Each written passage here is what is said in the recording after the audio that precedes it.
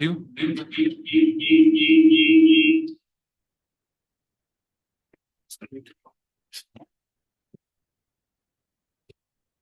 Five.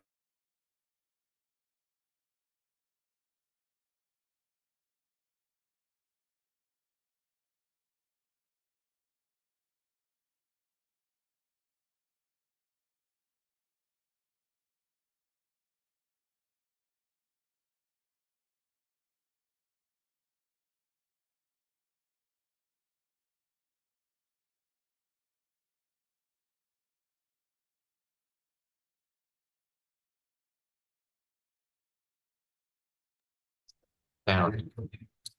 Check. 1, 2. Sound. Check.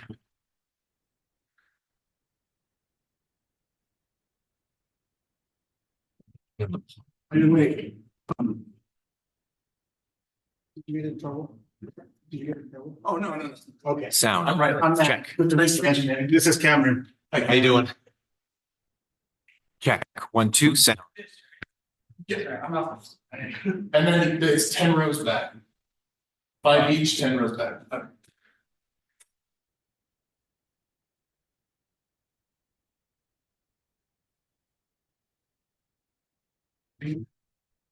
Check. Sound.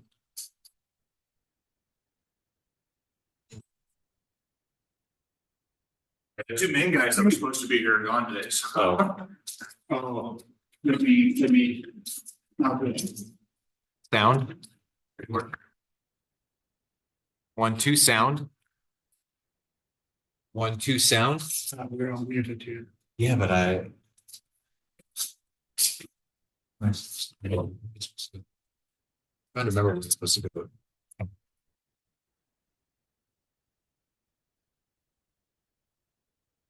Muted it down. Oh, I don't know. I know. Let me log into. Oh, that's how it used to work. You did it through, yeah, So I can hear. through your phone. Yeah. Be more of it. I think so.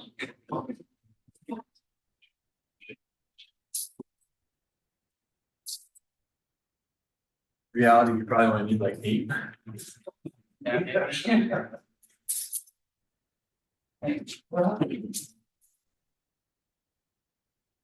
Thank you for doing this, brother. Appreciate it. Check. Yeah.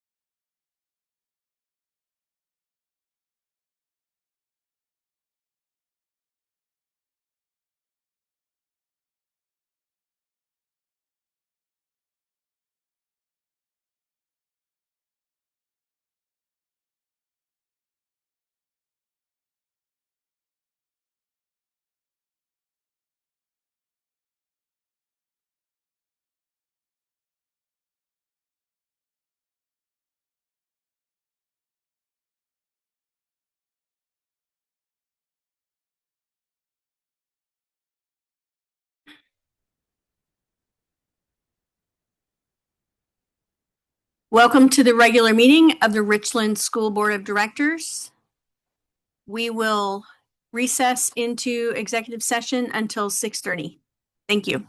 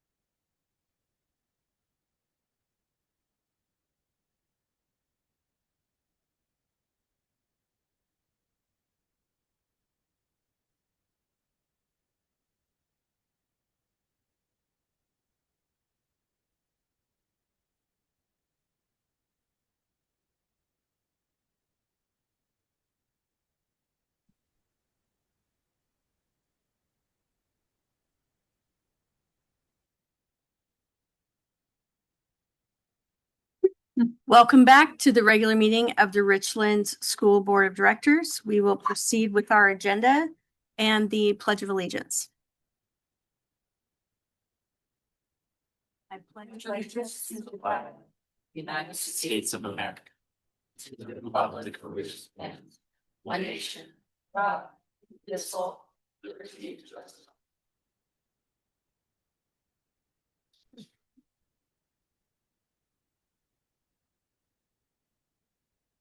In our roll call, 4 of us are present in person and Jill is online tonight, joining us on Zoom.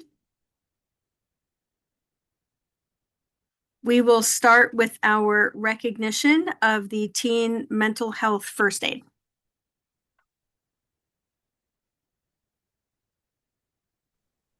Good evening. Hey. I'm Jennifer Calvin, high school, and I brought my phenomenal health first aid instructor. I'll introduce myself. I'm Julie Zlutz of Hampton High School social worker. Hi, I'm Kirsten. I'm a member of the school-based mental health team between Lutheran and Richland School District, and I serve. For those new to the board, Teen Mental Health First Aid is an evidence-based program that teaches young people how to recognize the signs of mental health challenges or substance use challenges in their friends. Students learn how to respond by starting supportive conversations and how to connect. Thank you. I was wondering why that wasn't sounding right. Students learn how to respond by starting supportive conversations and how to connect peers to a trusted adult. I'm honored to share the incredible progress we've made with Teen Mental Health First Aid in the Richland School District. Richland High School, Hanford High School, Three Rivers Homelink, and Rivers Edge High School have collectively certified nearly 2,300 students in Teen Mental Health First Aid over the last 3 years. This means, with the exception of only a handful of students, all of the sophomores, juniors, and seniors in the Richland School District have received Teen Mental Health First Aid training. Thousands of students now have the skills to notice when a friend is struggling and the confidence to speak up and help. By giving our students these tools, we're sending a powerful message. Asking for help is okay, supporting one another matters, and mental health is something we take seriously in the Richland School District. This incredible growth reflects the district's collective commitment to mental health awareness and student support. I received the following email from a Richland High School language arts teacher, Michelle Greenwood. She writes, over the past 3 years, we've had the opportunity to implement Teen Mental Health First Aid program in our classroom, and we've seen its impact grow each year. This program has helped bring important awareness about mental health to our students while also creating a supportive and open environment for discussion. One of the most meaningful outcomes has been the change in student engagement. We have seen students who were previously unmotivated or hesitant to participate begin to take an active role in the classroom. Some of them have volunteered to read aloud for the first time, contributed thoughtfully to class discussions, and shown a greater willingness to connect with their peers. Beyond individual participation, the program has helped foster a stronger sense of community within both the classroom and the school. Students are becoming more aware of one another, more supportive, and more willing to speak up when something doesn't feel right. Programs like Teen Mental Health First Aid help students not only learn about mental health, but also develop empathy, confidence, and the skills to support themselves and support others. We are grateful to have had this program in our classroom for the past 3 years and look forward to seeing its continued positive impact on our students. It's stories like this one and others you're going to hear tonight that are a testament to the impact of this program on the students in our district. At this time, I want to welcome up our 10th grade student guests to briefly discuss what Teen Mental Health First Aid has meant to them. So Miley Scott is a sophomore at Richland High School, and Malachi St. George is a sophomore at Hanford High School. Miley, do you want to come up?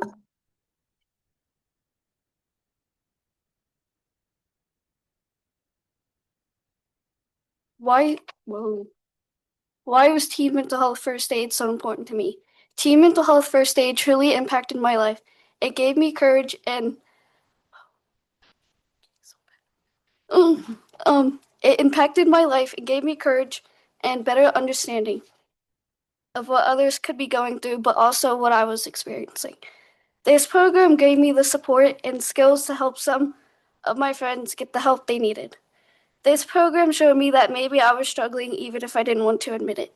This program showed me that asking for help wasn't a sign of weakness, but a sign of strength and a sign of moving forward. This program didn't just teach me about mental health, it helped me understand myself in a deeper and more honest way. This program showed me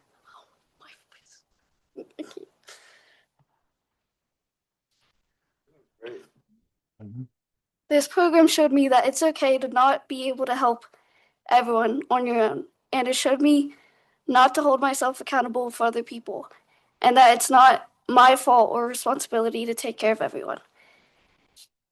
And it's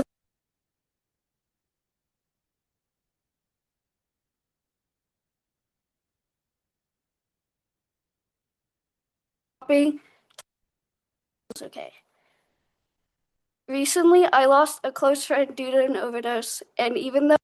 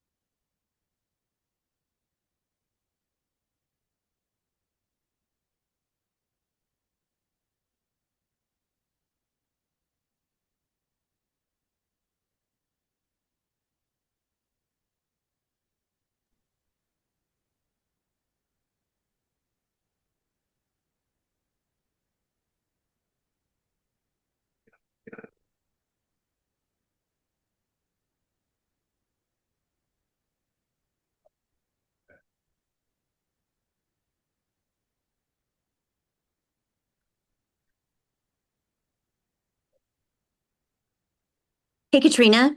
I don't know if you guys can hear me or not. Can you hear me? I can't hear you. So if you can hear me, just give me a thumbs up because there's no sense. Okay. I only can see you guys. I can't hear you. That was a really nice, quiet presentation.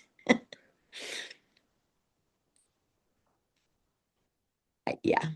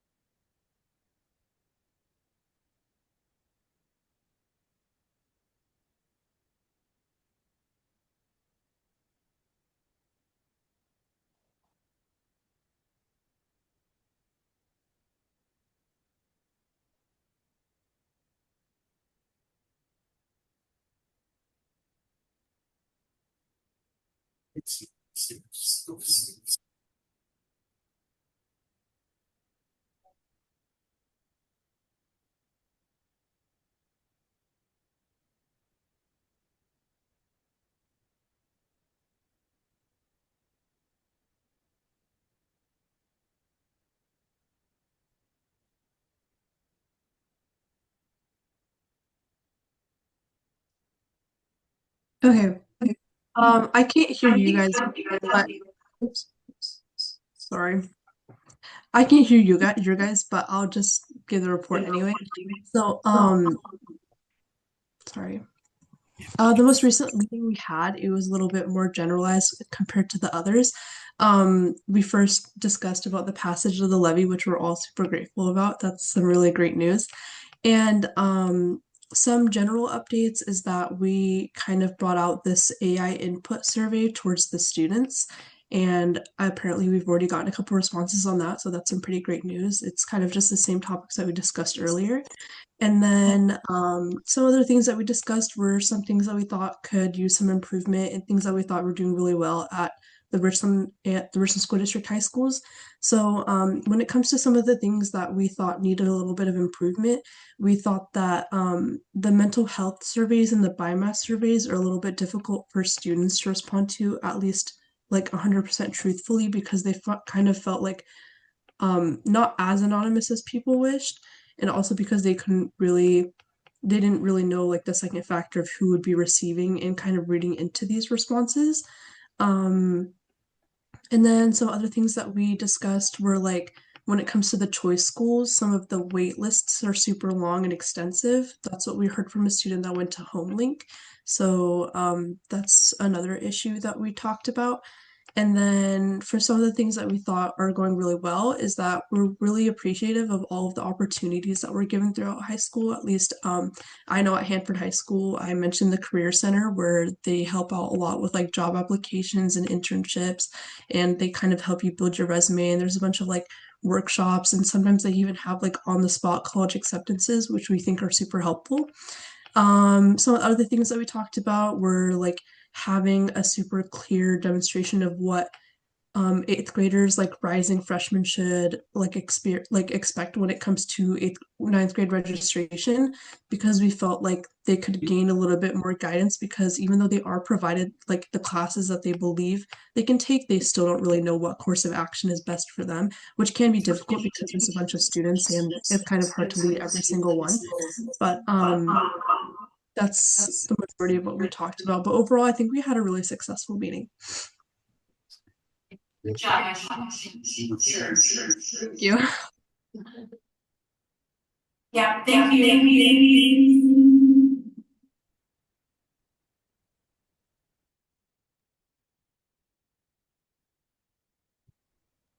If you have any questions, let me know because I can't hear, but if it goes in the chat, then that would be great. Thank you.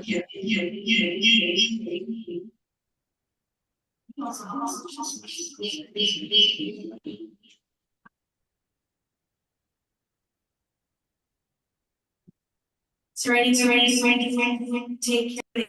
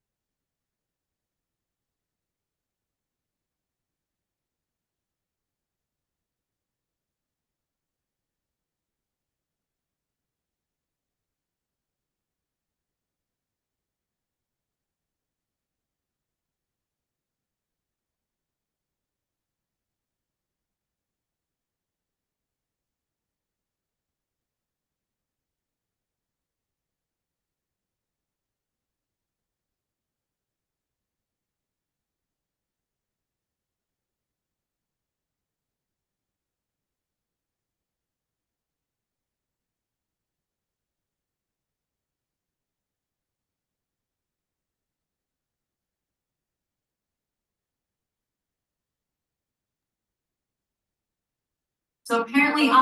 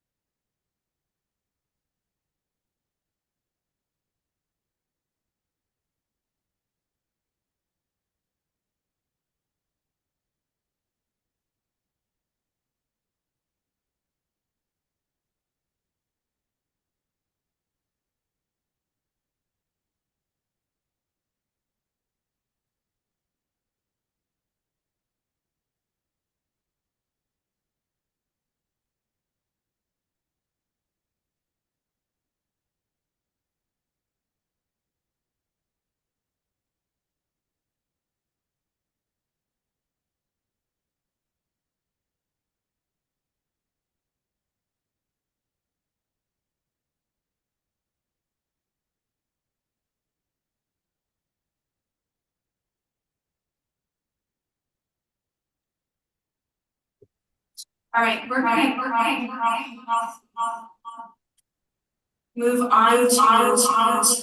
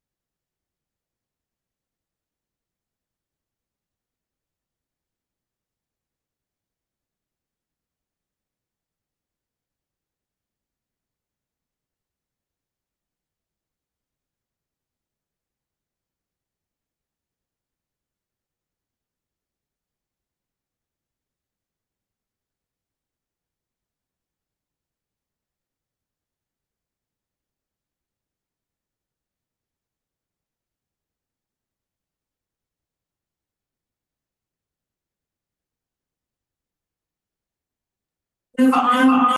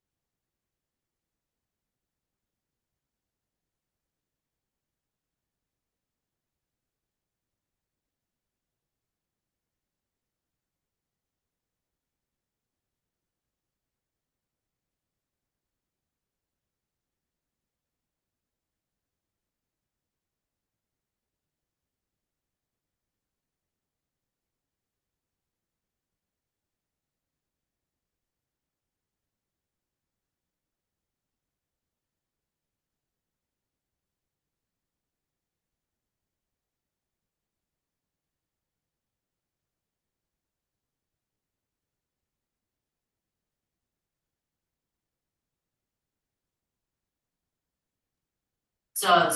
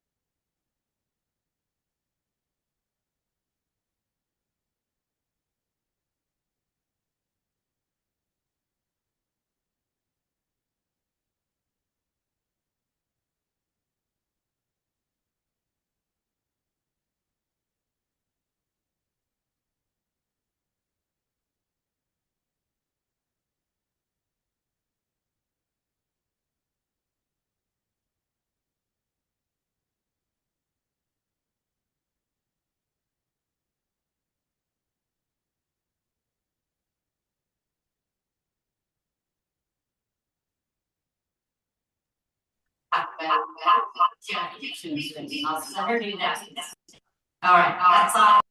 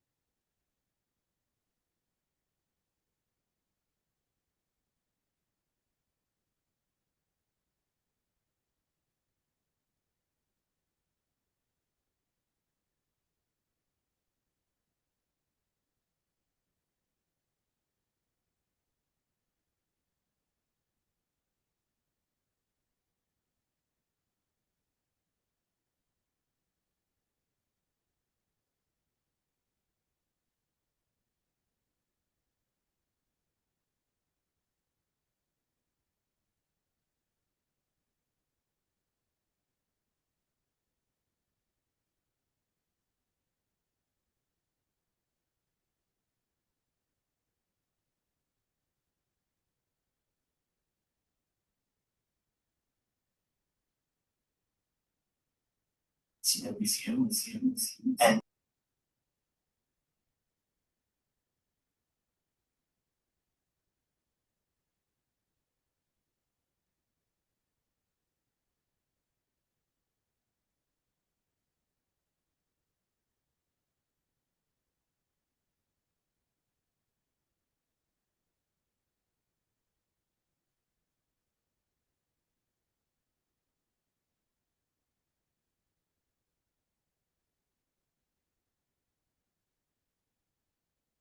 what's going on?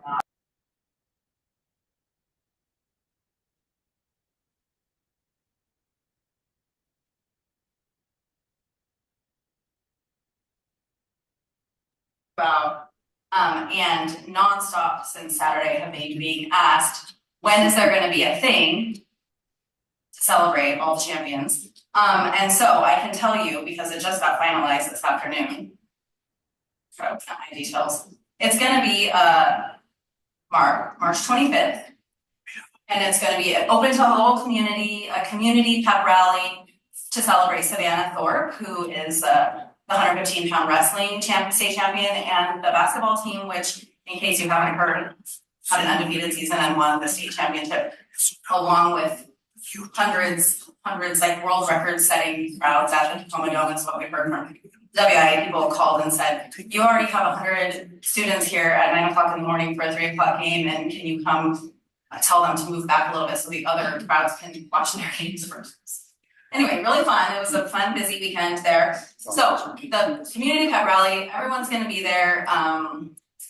The band is coming, everyone's favorite band is gonna be there, and the dance team and the cheerleaders and the community is invited. There's gonna be treats and snacks.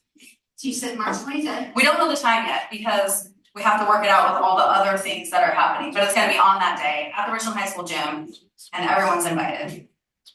Presumably after school? In the evening, yeah, it'll be in the evening, after everyone has all the other practices, because everyone's doing a million things. So, other than that, well, I mean, that's been my whole life lately, so I don't know what else to tell you. It has just been a lot of work for a lot of people, not just the basketball players and coaches, but like all of the trainers and administrators and everybody who coordinates all of the travel and all of the support for them. And it's just, I know that that everyone is really grateful for all the support that has been given to them, so. Thank you. Dan? Well, I'm gonna switch gears and go to the middle school. And middle school sports have also started for spring. That started this week. And I know at Enterprise Middle School this weekend, Thursday, Friday, and Saturday, they are hosting the Shamrock Shoot, it's the Archery in the Schools program. And it's kind of a warm-up tournament that they're putting on. And schools from other parts of the state are bringing teams in, and so they can shoot archery and get ready for the state competition that's later this month. That sounds so fun. It's really big in our schools. Kids love it. So we do have sound now.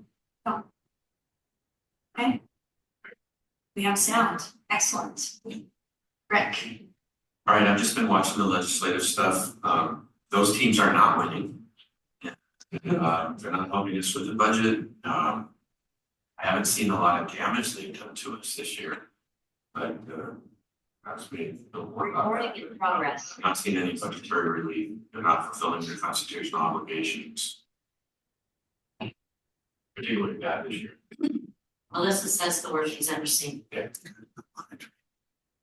There've been no good legislative committee meetings. It's every Thursday at 5:30.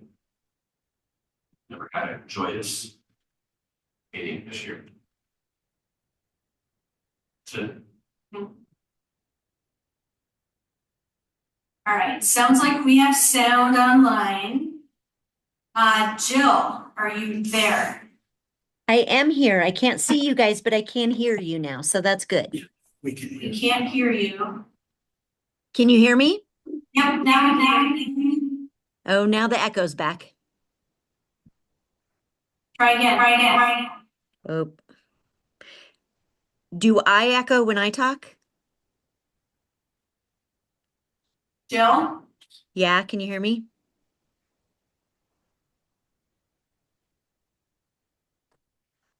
Can you not hear me?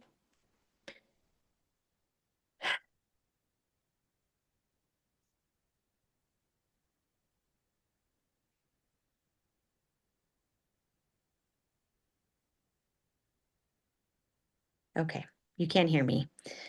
Okay, perfect. The only thing that I want to do is I just want to give a big shout out to River's Edge.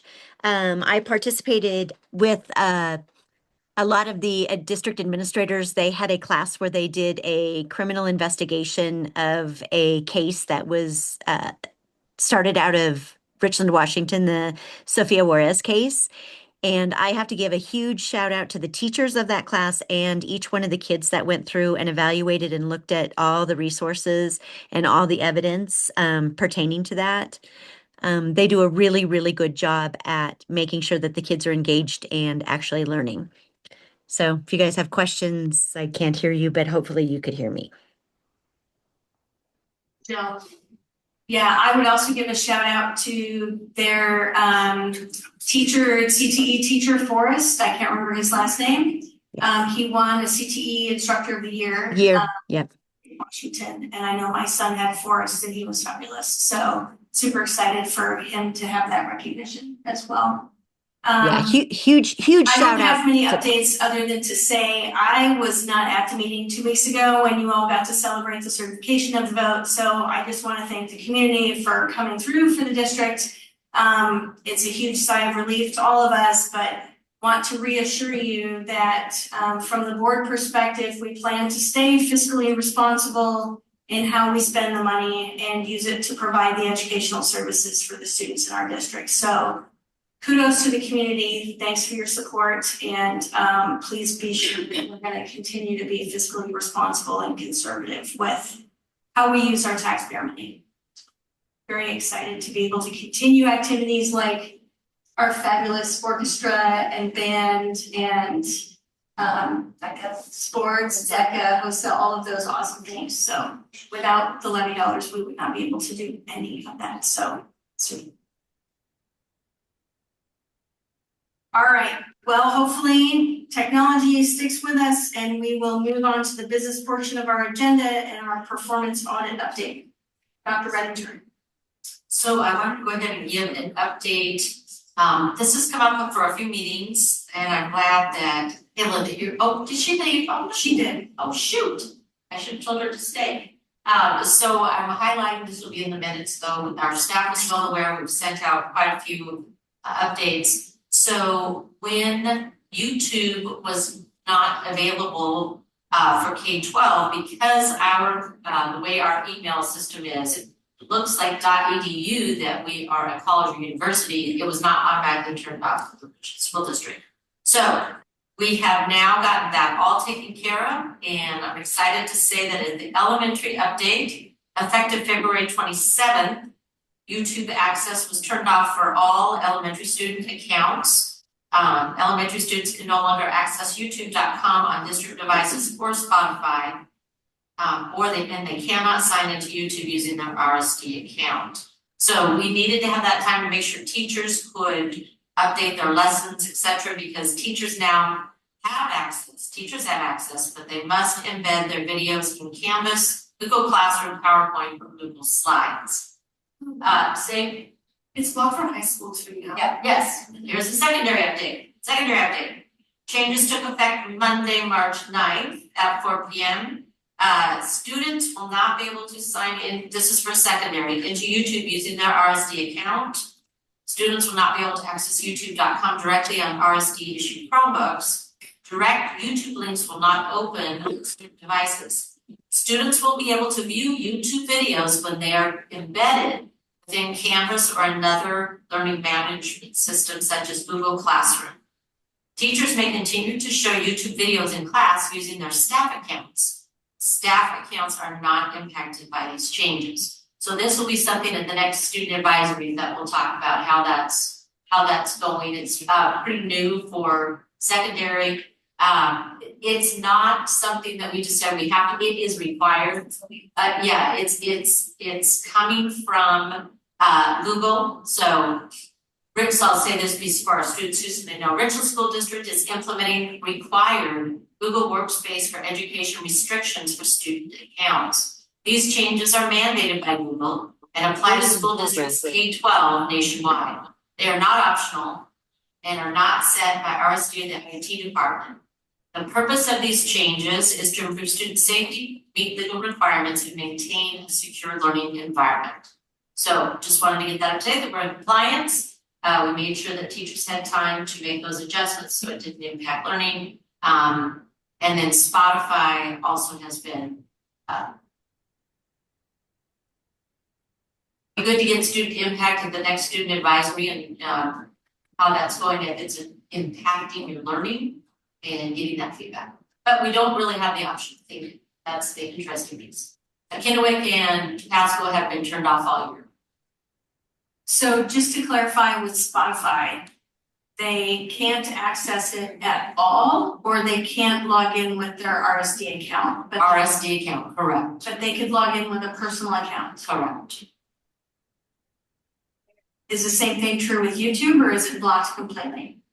On school It's the provided same- things. It's the same thing with Yeah, YouTube. School provided, it will not work at all, or with your RSD account. Correct. Okay, you can access it with your own account on the site. You can access YouTube with a personal account on your school computer. Excellent. All right, on the Chromebook. Yeah, but I feel like if that's not technically illegal, I feel like that should be kept because I think it's pretty important for. Okay, all right, Lynn is very, very sick, so he's not here tonight, but that's why we need that input. So you're saying, if you have a Chromebook issued by RSD and you use your personal Gmail. Well, no, but I thought, no, so we made sure that there's no more Gmail accounts with RSD. Anyway, students, I will meet with you after and take some notes and then follow up with Glenn. Is there a way for us to like tell all the students what's happening? Cause I think we were all kind of like quite excited with this. Cause I think I get the teachers understood, but especially for high school students. Sure. We'll follow up with that as well. Was any communication made out to the students or just the teachers?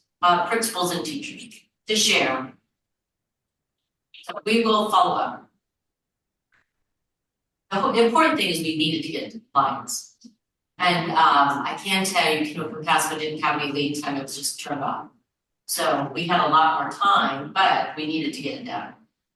So I would be curious to know when it was just turned off for Kennewick and Pasco, if their students can access it with personal accounts or if it's off programmatically, at their firewall, right? So that like there's no access, because that would be different if. So the way that the Google interprets it, it's a student, that's why it's a student account, and we had the .edu. It's really those accounts, not personal life. We can't manage everybody's personal accounts. Right. Yeah. But we could manage our device. Our devices. But we should be able to manage our network and our firewall. Right. Well, we should be able to shut it off based on the firewall that's Good in, feedback, and I'll get more. that's in the Student district. advisory as well. So Shelley, check with Glenn and just double check that if And it's a we'll move school. on to our presentation from the Boys and Girls Club.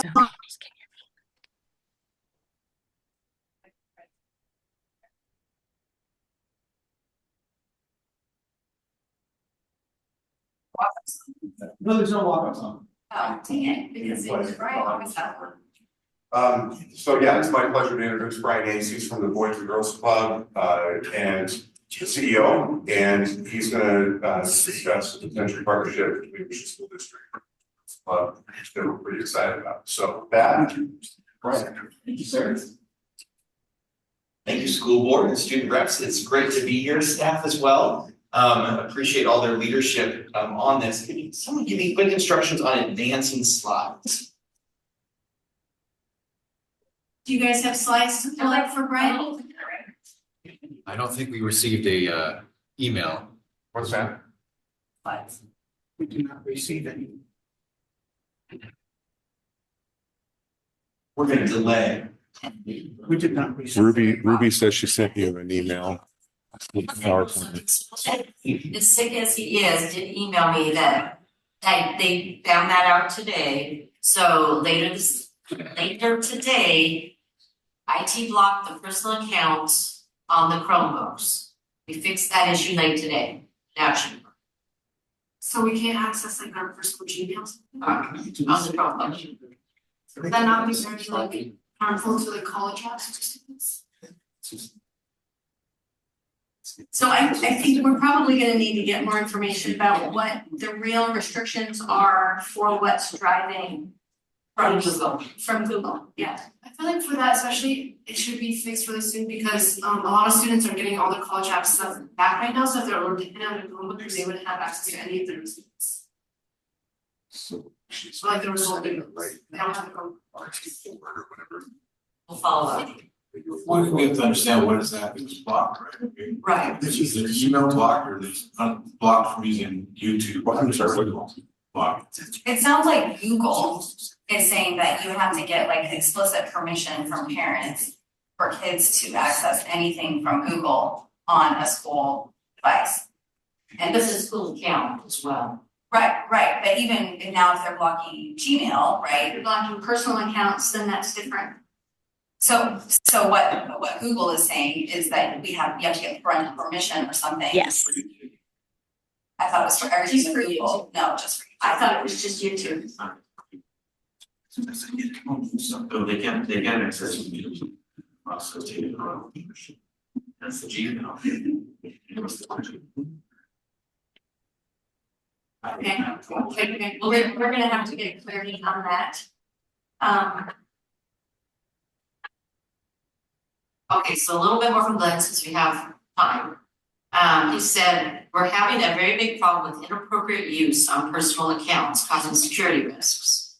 Gmail is not part of the services, it's part of the Google Workspace for Education Suite. So that's why it's. And I think we're just gonna need to get much more clarity on what the restrictions are, what we've turned on, and how this might impact students, because like you said, if you're using Gmail for college applications and you access it from your Chromebook, how are you supposed to be able to respond if you didn't email that? Also, I feel like if we're still like getting a lot of clarifying things, if we could undo it for just the time being, especially since all the scholarship applications and a lot of like everything's happening right now. I feel like it might be too like sudden. And also you can't use if you're a senior and you're applying for scholarships and stuff, you can't use your rsd.edu account because it turns off after you graduate. So when you're trying to communicate about scholarships after you graduate, that doesn't, like I know when I send out scholarship applications to people, I say you have to use a different email account, not your RSD student account, because then I won't be able to get a hold of you after you graduate to talk to you about your scholarship. Well, hopefully most students who have a Gmail account can access Gmail on their phone so that they can see it. I don't know many high school students who don't have phones, but hopefully We you can get it figured out. go to the library and access your personal Gmail as well in the meantime, but we're gonna get clarity and figure this out. No, if you go to the public library and use a computer, it's just a public computer. So the guys in the back don't have the slides? No, we just got it. They're uploaded. Okay. Absolutely. So, ready to shift gears? You guys are doing Yes. complicated things tonight.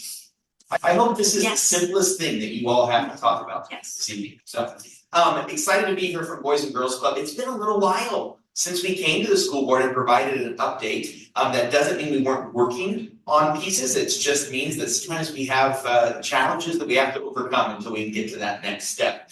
And so I thought I'd spend just a few minutes in brief with a bit of an overview of Boys and Girls Club in general for new board members or new staff members, and then we'll jump specifically into the childcare expansion and then the corresponding teen services expansion with Boys and Girls Club as well. So a couple quick pieces. From a Boys and Girls Club perspective, some program model things for you to be aware of. We have 4 main program models that we do in Benton and Franklin County. So one is our traditional clubhouses, and those we have in Kennewick, Pasco, Prosser, and then our pilot site at Chief Joe.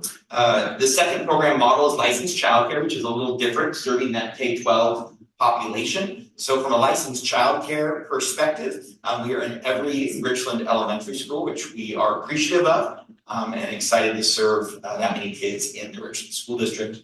The third program model is specifically around early learning. And so we do provide early learning programming. We start with infants, toddlers, preschoolers. However, in our partnership with Richland, we just do preschool at this point. Some of our infant toddler programs are in partnership with alternative high schools in other districts. And then the fourth is our virtual club program as well. This is kind of unique to Boys and Girls Club, which is online engagement through videos, blog posts, and printables, many of which use both in our clubs and in classrooms as well. And then 4 main priority outcomes as we talk about Boys and Girls Club, and this is really relevant as we talk about Teen Center expansion. So we're looking at academic success. How do we help kids get ready to graduate high school equipped to do in their life what they want to do? So that's very much a focus area.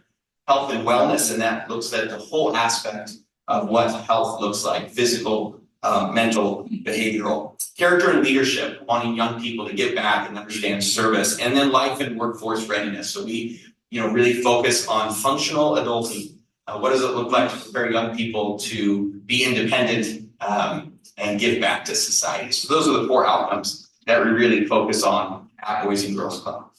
Now I want to talk a little bit of background of expansion into Richland. Many of you school board members were present when this big transition took place. It occupied quite a few school board meetings in the summer of 2018. We responded to an RFP from the school district, and that was in spring of 2018. And the school district at that time selected the Boys and Girls Club to be the childcare provider in partnership with elementary schools across the district. And there was a very interesting part of that RFP that Boys and Girls Club is uniquely positioned to answer, and that was, how will revenue produced in licensed childcare programs lower the income-based achievement gap within the district? And as we started that childcare contract, we assembled a task force to really ask that question: where is the greatest need, and how can Boys and Girls Club build that need? And a couple of things came out of those interviews and that community needs assessment. The first was very much a focus on teens. The challenges in 2018, and I would say are even more exasperated now for middle school and high school youth. It's a challenging dynamic, a challenging set of years, and the community really said focus programming on those teens, and more importantly, with kind of a middle school focus. And even more narrow than that, the focus really came back from a data perspective and community interview perspective to really focus on middle school youth in the Richland area. So we're looking specifically at Carmichael and Chief Joe. So at that time, we began efforts to bring a full teen center to the Richland community. We took one little step a few years ago with a pilot project at Chief Joe, and that's been going incredibly well as we serve kids not only on the Chief Joe campus, but as kids graduate out of the club program, we do have a couple days a week where they come back even as high schoolers to participate there on the campus. So that's been great to see. The Chief Joe program, we love partnering with the school staff there. John Kimsey is our site coordinator, does a great job with the staff connecting with young people, and we've been able to have pretty robust service out of a single portable to the students on the Chief Joe campus. So with that, I wanted to pause real quick before we talk about facility and future to just answer any questions that the school board may have about 2018 licensed childcare expansion, corresponding community needs assessment, and the focus on bringing teen services to Richland to serve middle school and high school. I don't have questions, I'm in it. Bonnie does. Okay, well, let me jump into where we are now, okay?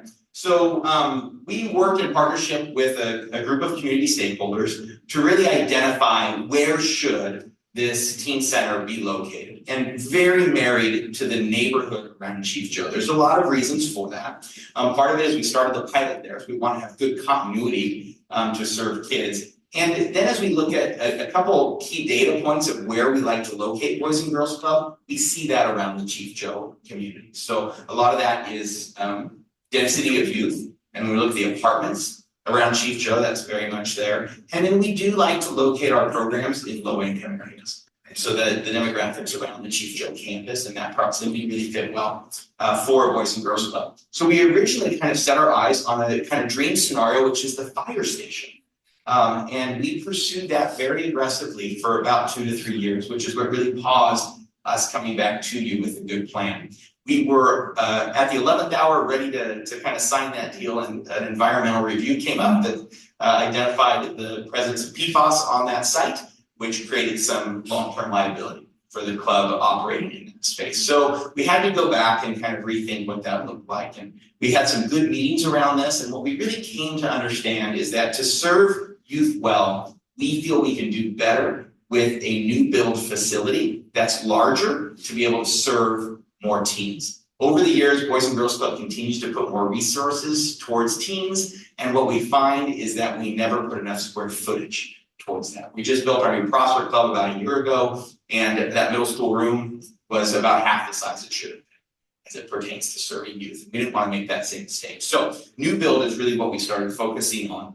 And with that, we were able to really have good conversations with staff of Richland School District around a specific parcel of land on Chief Joe that would have great benefit to Boys and Girls Club as a way of serving teens, but really have no negative for the school district based on that specific land. And so that is what we're here to really talk to you about tonight. If you go to the next slide. So what this really, oh, sorry, I did not put a slide on here. One more if we could, and we'll come back to this. Thank you. So what we really focused on is the tennis court area. So if you're familiar with that, one of the interesting parts about that land is there's an elevation difference between the tennis court parcel and the main campus, which means it's relatively underutilized because of that elevation change now. But if you think long-term facility planning, when it comes time, we're not going to speak into how many years that is, but to do a new Chief Joe campus, more than likely it will be built on the opposite side of the parcel. That's the typical way that we construct new buildings on existing campuses, which would actually make that parcel even less valuable based on the elevation change. We did some great work with some engineers to determine to make sure that site is large enough, and it very much is. It can fit a 7,000 square foot teen center, a basketball court, abundant parking and bus loop, all on that parcel that's in that location. And so we really wanted to bring this to you to continue conversations and to hopefully move forward quickly to finalize a lease for that land. We've been talking about the district, or talking with the district about this for about a decade, to be able to build a new Boys and Girls Club on that facility to serve the youth of Richland. We can go back one slide real quick and then we'll open up for questions and dialogue. Well, one of the big questions is, well, that's great. We do a lease, but what is the likelihood that we get across the finish line, right? And I think that's an appropriate question.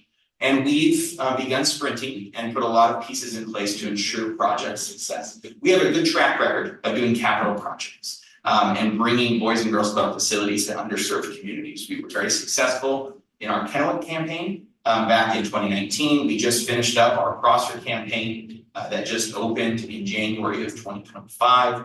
And we want to bring that same commitment and dedication to this campaign in Richland. We actually are already identified and received a substantial commitment from a lead donor for the campaign that gets us substantially towards goal for this. So that is just exciting news, and we look forward to publicly announcing that later this year. It's always funny to come to public meetings and have conversations about private things. It's just delightful. Design West, as we're under contract with them for facility planning, have begun some great planning work, and that will continue with master planning in upcoming months, both with staff and our Chief Joe students. And then feasibility study for fundraising. We've engaged Netzel Grigsby, who is the same firm that we used for the Kennewick and Prosser campaign, and we'll begin that work in April to do that fundraising feasibility study. And we've submitted a draft lease for your review, and so Mr. Ghazi is running lead on that for us, and we appreciate working with him. And hopefully in short order, that'll come back to you for discussion and vote as we look at securing a long-term lease for that land that would allow us not only to build on it, but also to acquire the necessary state grants through Department of Commerce to do that work. So my request is just that we flush out some of those questions tonight, and that we empower Mr. Ghazi and Superintendent Renier to have conversations around that lease moving forward. So what question can I answer about Richland Teen Center, progress, fundraising, site planning, lease, and all that other fun stuff? And Mr. Ghazi, fill in any holes. You may have said something already, but I possibly missed it. What's got the capacity? Yeah, so looking at a 7,000 square foot teen center, what that building will look like is it will have dedicated high school space, dedicated middle school space. That middle school space will be about twice the size as the high school space. And then some specific programming spaces. So workforce development space, tech, learning, those kind of pieces. But it won't be the size of our same full service clubs. So we expect to be able to serve over 100 teens each day in that square footage, but we'll have a larger group of teens that we serve throughout the year. Right now at Chief Joe, we're averaging about 3.2 visits per week for our club members. That's probably a little higher than we'll see with a full service teen center serving middle school and high school youth. So we'll have a larger membership base and maybe a little less frequency on.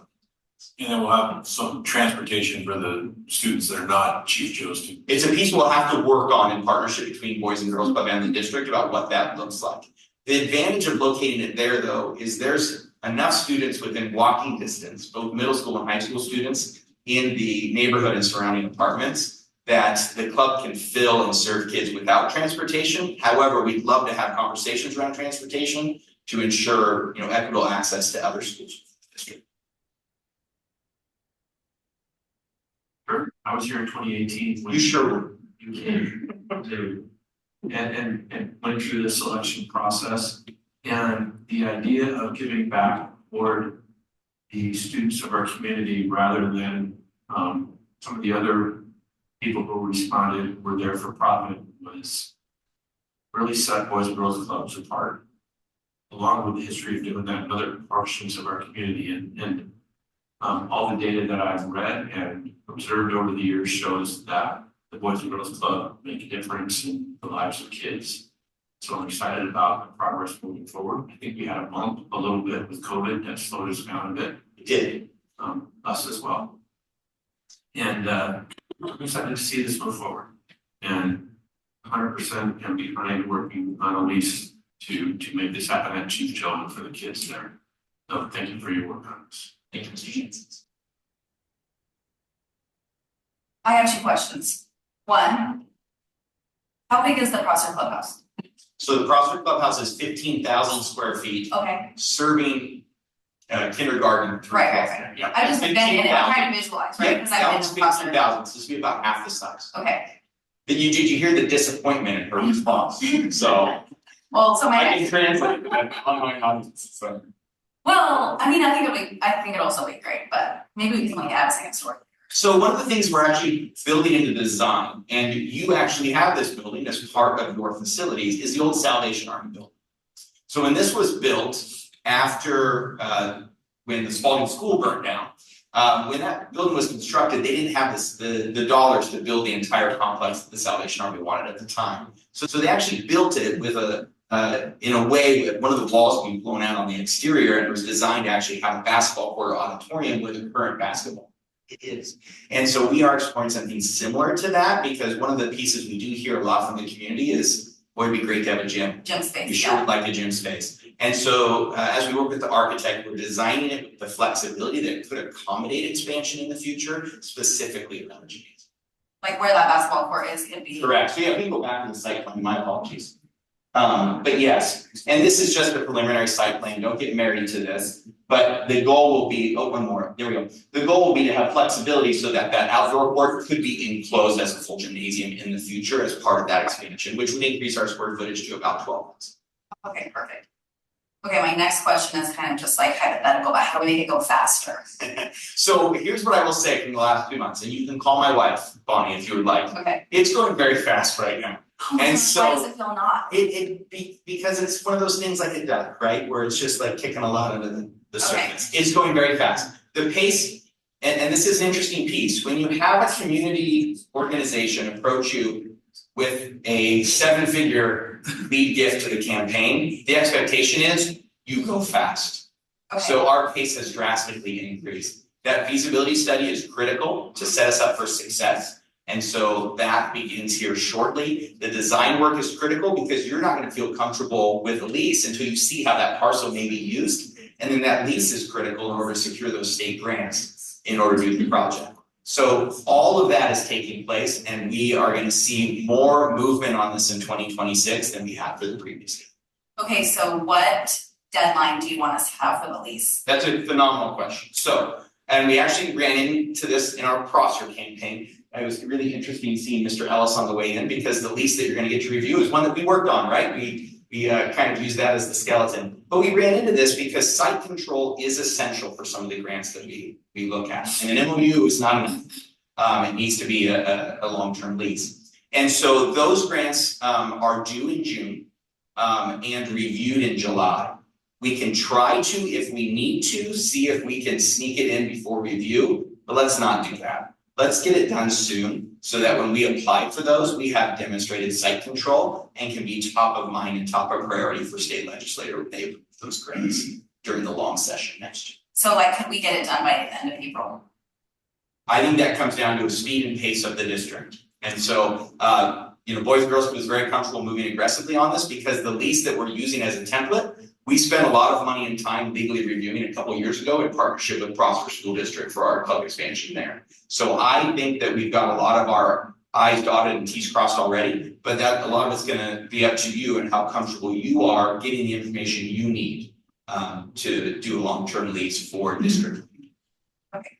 I'm super excited about it because I live in that neighborhood. So I can almost see that from my house. That's why it's only 7,000 square feet, is because your house is just an extension of it.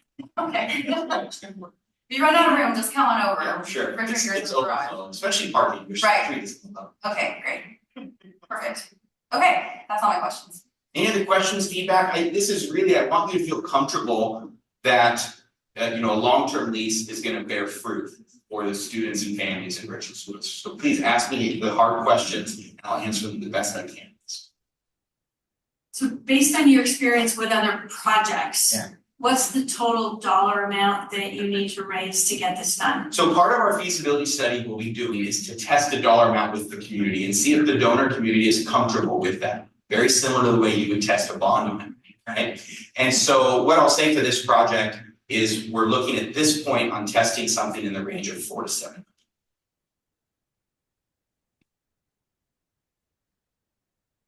I guess my other question would be for Ken, just regarding what currently is in this space that would be demoed to make room for this project and the lease.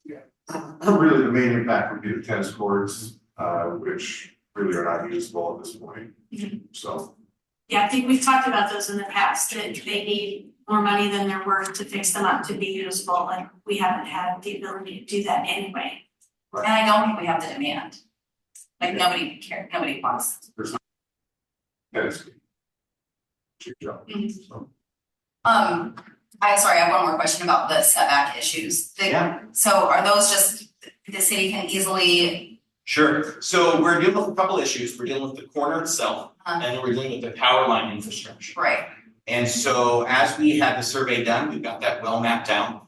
We're meeting again this Friday with the design team, and we're gonna leave that meeting with a good enough estimate of how the site will be used that we can have those formal conversations with the city. However, I did connect with some council members and city staffers at Legislative Day in Olympia. We had a good conversation on this, and they very much expressed support to be flexible as needed. as well they should. This is really exciting, John. This has been a long-term goal for the Richmond School District to have a team campus. So to see it get going forward and the light at the end of the tunnel is really exciting. Good work on that. I think it'll be wonderful for our kids in this neighborhood. Yep. Okay, thank you very much. Thank you very much For your for support and your questions, and if you have offline questions, feel free to engage. Thank you. Thanks.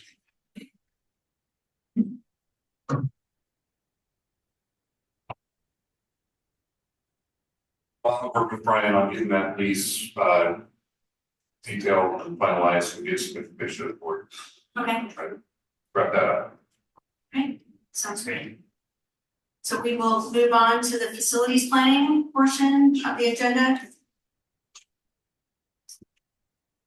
Yeah, so policy 6900 requires an annual update on facilities planning. And so the memo that I submitted talks about our current status in that we're in the midst of developing a 10-year facilities master plan as required by policy 6900. And then part of that includes enrollment, demographic projections, facility inventory and utilization, accessibility and program review, financial capacity analysis, and property and capital planning. So that's our current status right now. Moving forward, once that plan is complete, it will meet all of the requirements for policy 6900. And then the next annual update would of course be progress on that 10-year plan. So it's kind of a basic update now, but moving forward, we should have that plan done and updated on an annual basis. Remind me of the date that we have set for that presentation. So, December? well, the board approved an extension to December for completion. We're hoping to have the plan ready to present in September. So asking for service to help us streamline that process, but still give us enough time if we have trouble getting the community meetings and feedback. So it's time to do that, but hoping to do it by September. And once we would do that in September, can that kind of restart the annual clock date for this policy 6900 approval so that we're doing it annually from that date? Absolutely. I don't think we need a vote on that. This is just a review, right? Correct. Okay. All right. Are there any questions for Ken about this? This is a policy required review of where we are in this process. I think the deadline for people to be on the committee or facilities is next week, right? It's March 18th, and currently I think we're sitting about 15. Applicants. Yeah, not all applied, but verbal. Right. Yeah. Interest. Yeah. Right. Didn't you mention having a student mention last one? Yeah, I think it would be all over Ken on how to make sure. I was gonna do it just through the advisory committee, see if we can have a volunteer, make it. Talk about it. Yeah.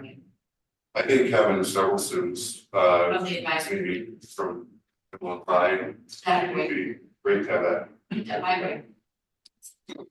Yeah, we have room. And I think we talked about a board member or two. Do you have board member volunteers for this committee? I have not brought that up to the board. Okay, but yes, that would be great to have, a couple of board members. Okay. Volunteers? Yeah, I would love to do that. Bonnie? Yeah, I'll do it. I was gonna do it even though we're not committed. Okay. Rick and Bonnie? Yeah. Thank you. Sounds good. All right. And you're looking for approximately 25 to 30 people, I think was what we had originally talked about. So you're still looking for some more community members? Yeah, absolutely. If everybody that, has been talked to, or right now we have 6 or 7 applicants that just on the already submitted applications. There's about 9 or 10 that I've been talking to for the city of West Richland, city of Richland, RPD and WRPD, and some other community members that we've reached out to. Would be about 19. Okay, right. And a couple of board members and then a handful of folks from district. Do you have building admin, teachers, like what's the kind of demographic you're looking at with staff? Yeah, I think we're gonna work with Wade on that, Okay, because that will be separate from the 25. okay, that'll be So separate. that'll be- Any other suggestions for particular expertise you're looking for that you haven't found, for folks to sign up? So far, the applicants we have got a pretty good breadth of experience in different areas, whether it's construction or finance. And so I think we're getting a good mix so far. Okay. Yeah. Great, so still time for folks to sign up Yep. for this committee, and then I guess if you get more applicants than you need, you'll have some selection process, or at least talk about what the time commitment is and Yep. how many people can meet that. Yeah, a couple times a month, through September is what we're shooting. So now we start next month. Do you move like a written way for people to apply? Yes, there's a link on the RSD website. There's a box that talks about the facility planning, and within, once you click on that link, it takes you to that facilities page talking about the planning process. There's a link down at the bottom to apply. Okay. Do you want students to go that route, or would you rather we do it through the student advisory? Well, let's go through the student advisory yeah. and we'll have them do the Because that's application. how we had, yeah, do that, yes, We'll announce to them that Correct. we can do it there and have them apply. correct, Like provide the form. yes. Super, thanks, Ken. Yeah, then. And we will move on to policy 5235. Yes, 5235 is evaluation of staff. So this was brought for first reading a couple of meetings ago. And so there was no procedures written at that point. Now we have procedures, which I sent I think last week to the board. So the policy is exactly as WASDA has written in, which is what we discussed last time.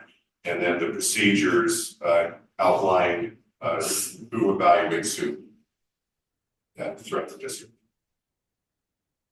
And the procedures themselves are largely dictated by contracts for each of the bargaining units. Yes.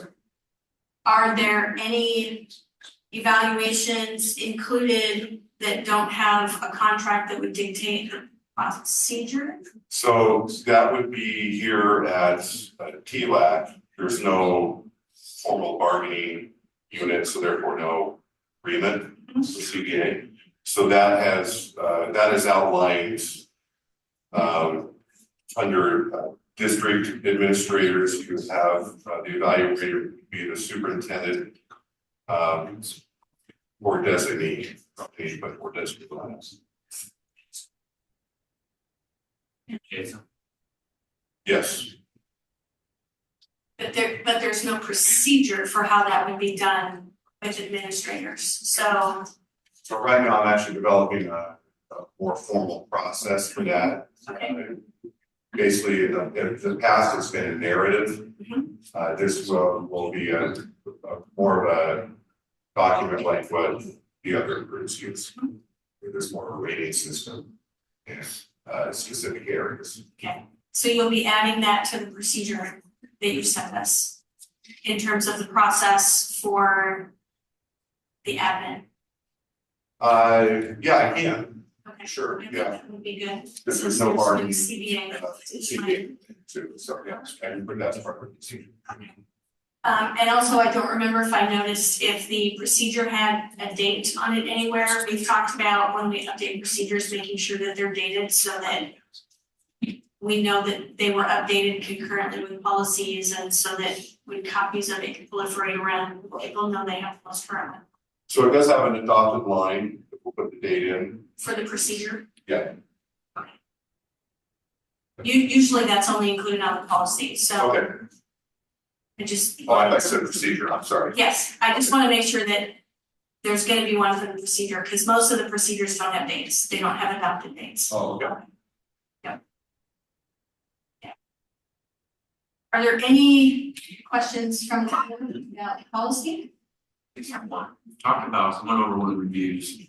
And I'm sorry, say that again. we've talked about, maybe not with you, we as a board have talked about one-over-one reviews of bracelets.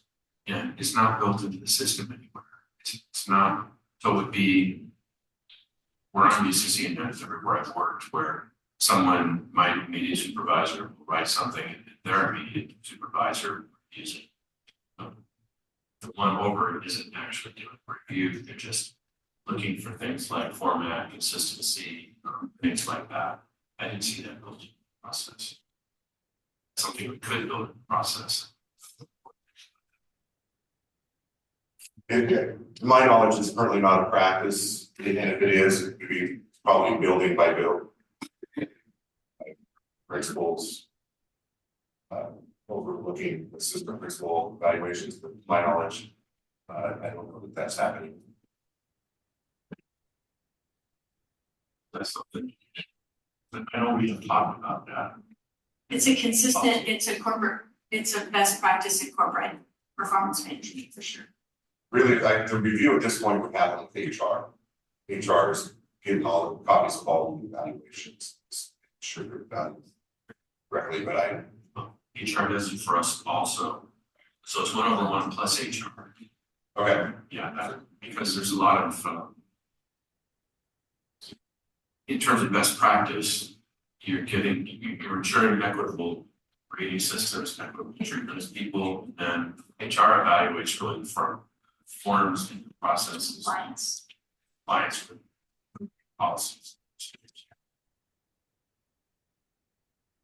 So I guess, am I being asked to work on that? I'm asking them to look at it, so that in my opinion is something we should look at including this.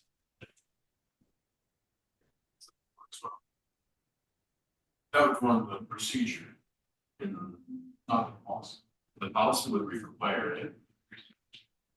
But not five. Sure, the HR reviews for statements like that. And prices are. Outside CBA, so CBA would be reviewed by the supervisor. So I'm just gonna ask Ken this, just with the structure of our work, would that pile a bunch of work on one person or would it be spread out?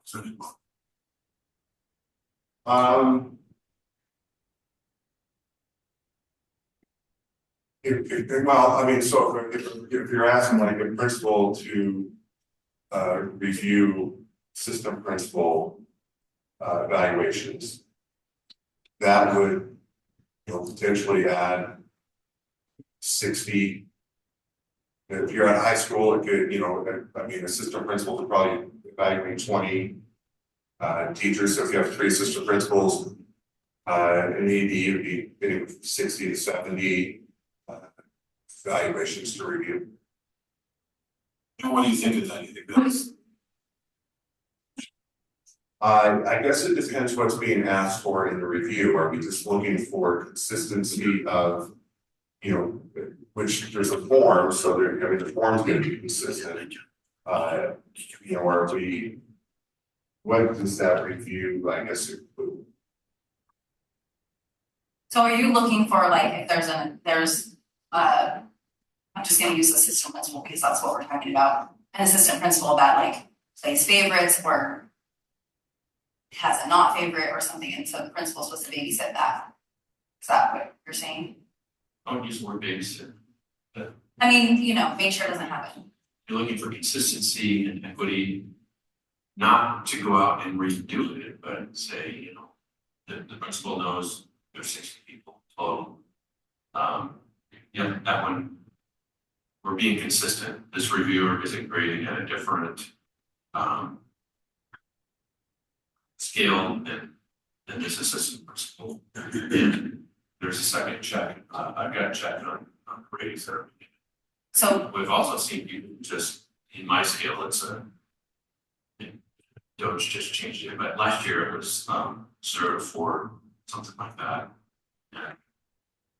You're looking for somebody who just isn't just blowing off all wars, or is this a meaningful appraisal of teacher or administrator or something like that? So it's really oversight of your own employees.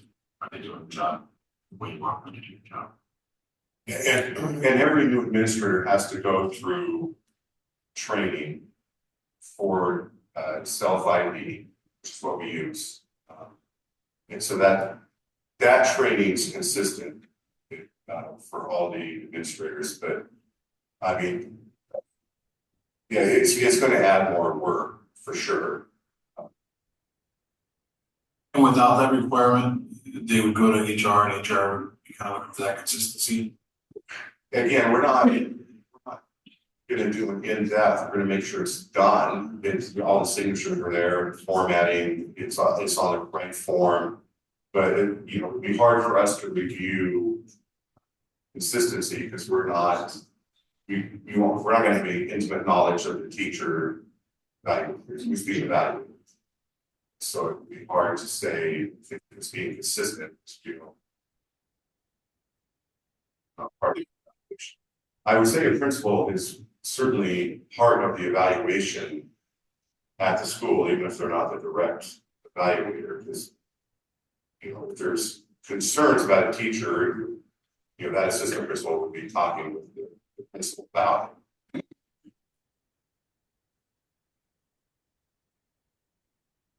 I mean, I guess another question would be whether the 1-over-1 review is done on all staff at all levels, or whether it's something that you would add to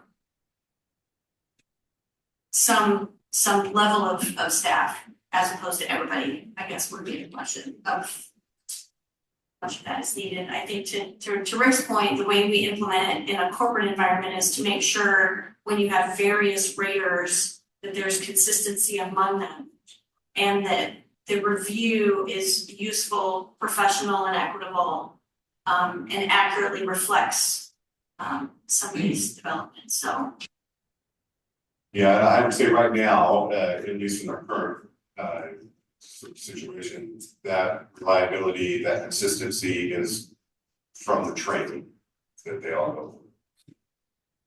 Other than that, yeah, there's probably not. and who gets that training? Every administrator. So if we hire a new administrator, they would be required to go to set that self-ID training. So every single person listed in your table as a supervisor or designee that would perform. School administrator, sorry. But yes, every school administrator that is would evaluate teachers based on self-ID has to go through that training. What about other supervisors that are in your table that would rate staff? So, no. Department heads aren't gonna have that training necessarily? Well, yeah, because they wouldn't be evaluating on self-ID, that would be strictly for teachers. So it seems like that may be a gap if there's no training for some of the people in that table who are performing evaluations. There's not necessarily a training to ensure that they're doing it consistently in a different system. Yeah, and we could develop that for sure, that training. So the question is, if the training is sufficient for what's being done for teachers, but maybe there isn't anything for the others, do we need the 1-over-1 evaluation for the ones that don't have a training system? That might be a good idea, or at least to develop some sort of training system, yeah. Yeah, one or the other probably.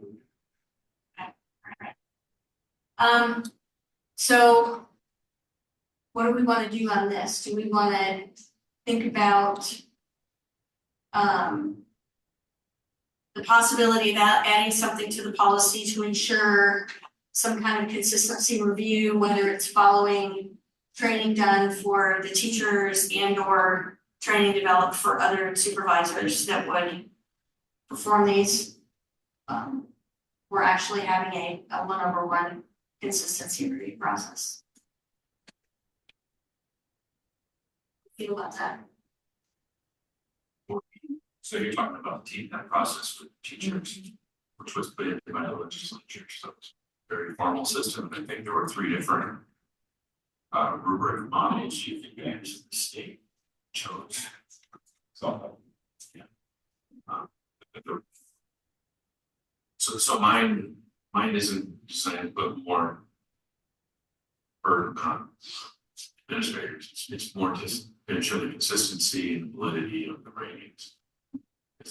You also saying we have to be also on how to evaluate ours required for evaluation. Still have one looking at things. It's not it's not really the appraisal that's reading it.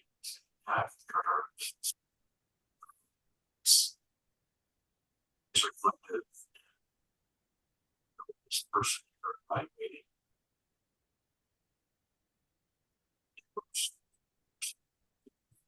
I think it needs to make sense for the district as well. It might be something that staff talks about, but here, you think. That would be important. Yeah. Since it's not a common practice in education, just make sure we understand that it's properly initiated and it's not. I just see something that, since it's not a common practice, just making sure we're all clear on some of the roles. That's really important. Yeah, I think that's part of the process of this developing a form for at TLAC, so there is consistency about what's being evaluated. And so, I think there may be a gap in there if somebody is put into a position of supervision, they have never done it before. And there's no training. Yeah, and so that definitely could be a gap. Whereas I would say most, but I can't say all, probably came up through a principal role. So there is experience with evaluating and training, although that training would have been specific to self by me. Yeah, but there would definitely be a gap if somebody came up and now is a supervisor and that was never. So yeah. And so because especially the teacher evaluations are very in-depth and so, I just think I worry about the time commitment a little bit. Where do we want staff to spend their time? Because we know when we're going to nominate someone that's very, very time intensive. So I just want to make sure that, that it's time well spent in terms of the priorities that a principal has on a daily basis. Well, how about we have a conversation, staff here and kind of see, we'll come up and bring that back if that works. Yeah, I mean, I think minimally making sure that there's training for anybody in the district who does a performance evaluation. Whether it's a part of the certificated teacher process, which is well documented and outlined, but are all the people who do that sufficiently trained? And then outside of that, is there training for them to ensure that they know what they're doing? Because I think minimally something like that is probably necessary. And then we can kind of come back and have a conversation about what that might look like. I kind of have a question just for my own curiosity. If teacher was like graded basic or proficient, what happens? Well, I mean, there's distinguished, proficient, basic, right? So if they're rated basic, there would be areas identified for improvement. The point of the evaluation is not to discipline, terminate, the point of evaluation is to help people meet the standard that is set for what is effective teaching. And so then there will be goals set within whatever areas are deemed basic to some.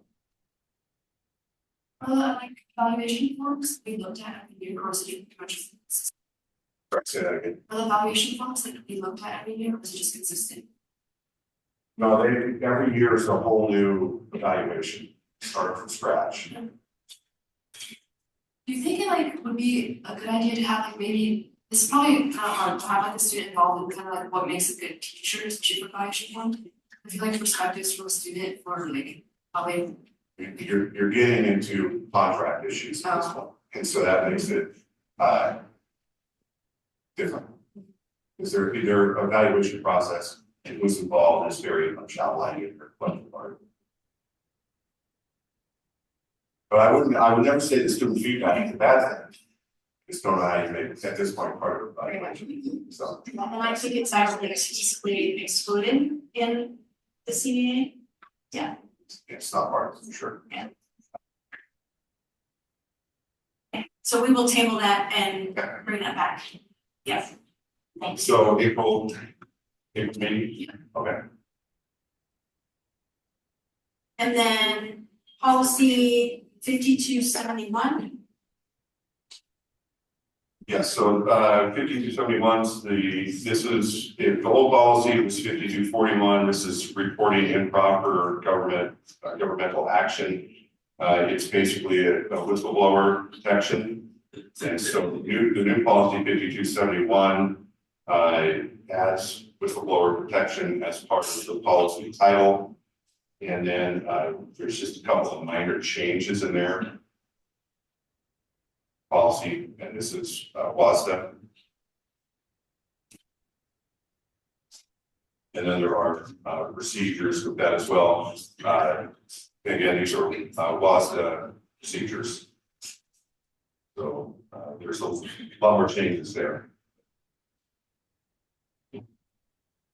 Any questions about this one?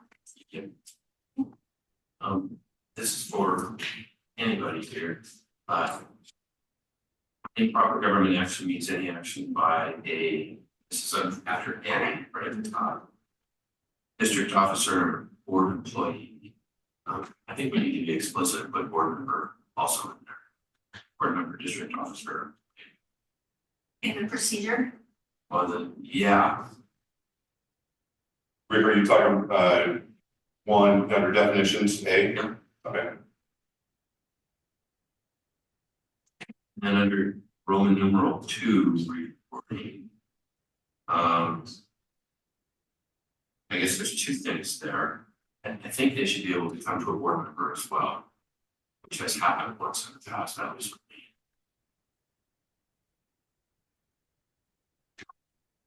Okay, so unstrike that one. Is that what you're looking at? Or Yeah.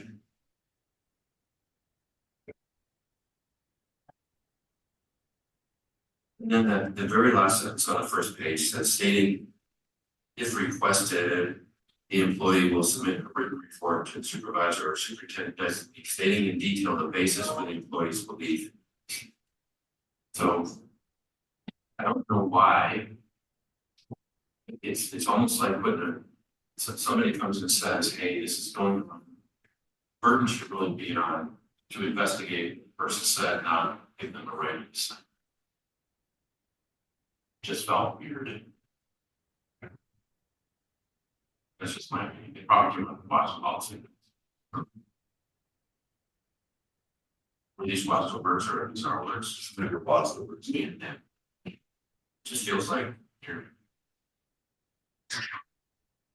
You're almost creating a chilling effect or work for someone. It probably takes a lot of guts to come and talk to a violation. Because it's a big deal under public government action. Under 3, there are a whole bunch of things that it doesn't include. So for to make it into violation of law, those are high level kinds of things. That's hard for someone to do. Right. Yeah, I'm, if we want to strike that, That last sentence I'm suggesting strike.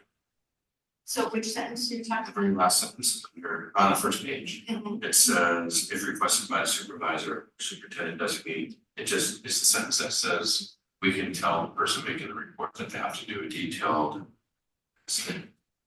detailing the basis, detailed written report. So without that, they could do a verbal report only without a detailed written report. We should be investigating. And then we would investigate based on that. Okay, Or have an investigator do it, okay, probably more likely. okay. at this level, right now. And then, Roman numeral 1B, there's a little B in there, and there's no A. That's a typo. I couldn't find the A. Where we? First page, retaliatory action. Almost at the end, there's in parentheses, Oh, I B. I was just looking for an A, I didn't see anything. Yes. Procedure. Okay, procedure, yeah, it's not very cool. It's good for a moment.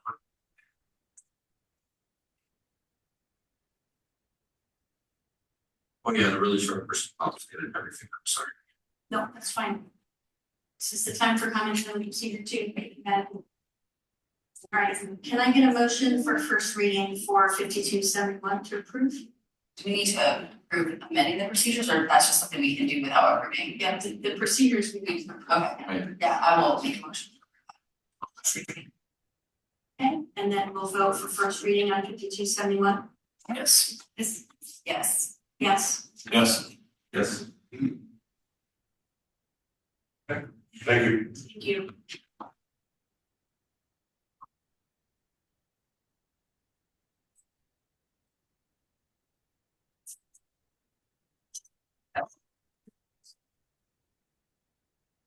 Six, board meeting logistics discussion.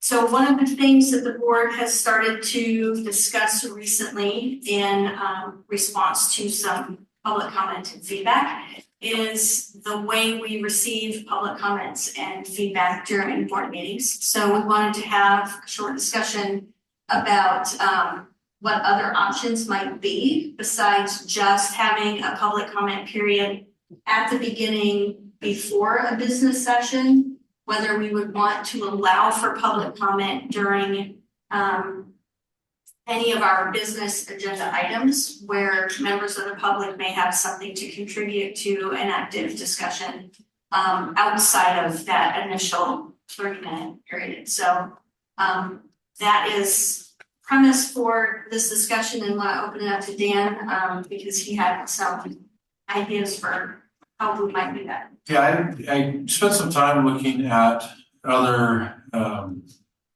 school districts, cities, and how they conduct their meetings and how they include public comment in those meetings. And I found that some of them do it just like we do, with the 2-minute restriction on comments and 30 minutes in total, and they just have one session. I found that some of them will split it into 2 separate comment periods, where they'll have comments, just general public comments, and then later in the meeting they will have public comment on agenda items, the things that are on the agenda. And I feel like that there were some that I liked better than others. I think there was one model that I liked the best, and kind of the requirements that I had is that the comments would come before we try to take any action. Some of the meeting structures that I saw that was not done that way, where the comments a lot of times came after. And I don't think that's great, because we want to hear from everybody before we make a decision. So the best one that I saw, and this is what I'll throw out there, is that I think it was the city of Richland had it set up so that the comment sections both came at the beginning of the meeting. They had a 3-minute maximum on the first session, which was comments that were on agenda topics. Okay. And then immediately after that session was over, they had a second public comment section that was a 2-minute restriction for general comments, things that were not on the agenda. But what I liked about that, you could still have your 30-minute requirement, or 30-minute total. And if you ran through all of that with the first session on agenda items, then people that had general comments that were not on the agenda could submit those. They could email, or they could do something else, but we would focus more on comments that were specifically on topic. And it also allowed, if there were only a few people, in the meeting, so that you didn't run out of that time, it allowed people to have a longer comment section, because they could come up for the first 3 minutes on the agenda item, and they could come back up on the 2-minute section. They'd have a total of 5, for finishing any thought that they didn't get in those first 3 minutes. So. And stay within the 30 minutes. Stay within 30. Oh, correct. So that's kind of what I found. I didn't see anything that what we kind of discussed before, where you had a comment section before each agenda item. That seems kind of clunky to me. I like it all kind of together and at the beginning. Thoughts on that? Yep. So, I like where you're going with this. I can tell you for about 10 years, we ran this meeting with public comment at the beginning. During COVID, we put in the 2 minutes. That's how long it takes to read the 10 minutes, unless we're going to hell pretty much. So there was 2 minutes with a 30-minute time limit overall. And then we would go through the agenda, and if somebody had, let's say somebody really cared about evaluation of staff, the way at the beginning we would say, we set aside time for public comment. If you have something specific to an agenda, we give time on each agenda item for public input. And the reason we did it for each agenda item, let's say they wanted the evaluation of the staff one, we would do the board discussion. And then before we took a vote, we would ask for public input. Sometimes that would provide information that might change the direction of the way we voted, or it might get tabled, but it might generate more discussion. And the reason we didn't do it at the beginning, they could if they had to leave right away. But the reason we didn't do it at the beginning was so that it's not just throwing ideas at us, it's listening to the conversation so that they understand where the board members are coming from, and they learn something from us as well as we learn something from them. That was very effective, and it was dropped due to every board makes its own rules, right? So it wasn't just at the beginning, but it has changed my mind. You've had teachers talk about AP during the public comment, but it was always before the vote, always before decisions were made on purpose. And, I like the idea of having 2 opportunities for people to talk. Doing it all at the beginning it would be more difficult for me, because now which agenda item are they talking about, and they haven't heard. Many times we'll get people who would show up and they're really afraid the board's going to do something. And they're here to say, don't do that. Once they've listened to the discussion, say, hey, the board's thinking like I'm thinking, and it helps communicate with them, but it also puts them at ease. They still may come up and say something, hey, we agree with you, but there's not the line of 30 people, everyone telling us not to do this or to do that. So integrating it, make them part of the process instead of just an observer at the beginning. I can see your point there. I think if we were to do it that way, we should then move the just general public comment, not on agenda items. It sort of comes after, so it's not eating those 30 minutes up. We could be spending on it. I'd be happy with that. I don't forget if we get it again. We might have done it both ways, but every board changes something. I think it was at the beginning because people always come in to make their comment and then they leave. And they don't even listen to what you're doing. Well, now, yeah. But no, I mean, even back then, well, maybe, I don't know, maybe I missed that part. I know every time I make a comment, it's always been at the beginning. And I look at the agenda and say, I'm not sticking around for this, and I leave. Years ago, it was before each. I mean, I like it before each thing because I think, or before the vote, I like what you just said about that because I think that it might calm people down a lot if they're, like you said, if they're worried about something or, you know. I mean, it would. That way for years. Yeah. I did it. That's how Spokane did it too, and people didn't feel like they came for a certain topic. They had a chance to speak on that topic after hearing the discussion. Yeah, and I know even when I came way before COVID to talk about Libby, when it was first COVID, we had a group of people who showed up at the beginning. And there was a 2-minute limit because Todd Madden kept us to it. So maybe what we could do is look up some old agendas for how this was done and figure out whether we want to include it for each agenda item where a vote's gonna be taken, or do we do it for each agenda item regardless of whether a vote and a decision is being made? We did it for each agenda item that made sense. We wouldn't do it for boards to superintendent reports, but business items we would. And honestly, before COVID, most of the meetings were like this. That people don't come up and make comment, usually unless they're actually on the agenda, they sit in the back, video in the back row. But these two gentlemen up here would have the opportunity to weigh in on every item if they wanted to. My experience is too that like the Boys and Girls Club one, that maybe Chad would be in the audience and then he would come and say thank you, talk a little bit more about it, because it gives an opportunity for positive as well as like collaborative doing this together. Is there a reason we can't like respond to all the comments? We can't have a discussion about a topic that's not on the agenda. That is according to the Open Public Meeting Act. So we can ask clarifying questions, but not have a discussion unless something is on the agenda.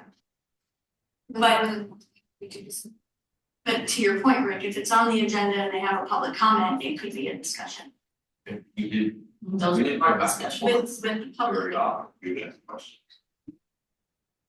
Once you start going back and forth, then now the way of a public meeting laws are written is people are entitled to watch their representatives at work. Say this may be a little bit wrong. They're not entitled to be part of the board. Right. It's not a discussion between everybody in the audience and us. It's their input after hearing things that we take into consideration when we're discussing it. So it's really a discussion among us. But there still were, we still did ask clarifying. It wasn't. But not an argument. It's not argumentative. We're not. It's.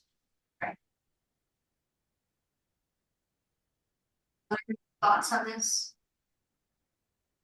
I do like the idea of leaving a little bit of time at the very beginning because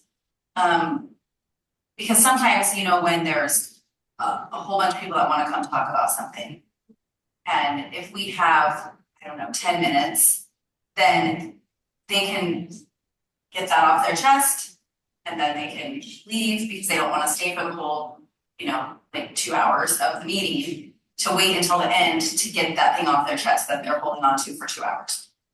But if there's like 30 people, they only have 10 minutes, so they have to pick who's gonna speak for us in this 10 minutes and who's gonna be waiting and speak again later if they wanna wait.